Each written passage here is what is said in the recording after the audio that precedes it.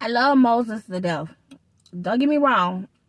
He did some pretty extraordinary things. Or shall I say, God did some pretty extraordinary things through him. And the greatest thing of all was when he literally allowed him to be able to go down in Egypt and to set the children of Israel free, right? So, with that being said and done, it was amazing, or whatever the case may be. And that's literally the greatest thing that Moses is known for, okay? However, you got thousands of years later and people are quoting Moses for things outside of that, such as the whole divorce and remarriage and all that other type of stuff. And I need you to understand that Moses had a people-pleasing problem, okay?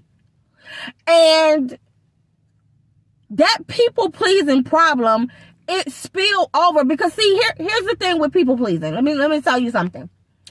You're going to either please man and be big on pleasing man, or you going to be big on pleasing God. It can't be both. You cannot serve two masters. You can't please God and please humanity. You're going to have to pick. And see, Moses had a very big problem with that. He knew God. He knew what he could do. He was a prophet. He knew what God could do. He had direct linkage and contact and etc. with God, and yet he was still choosing to people please, right?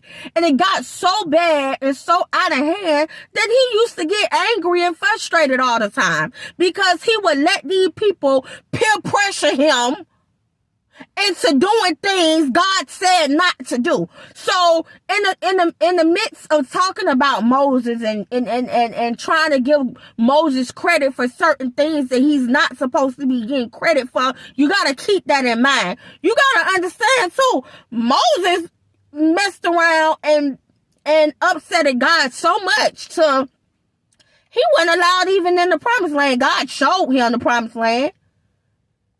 And that was it.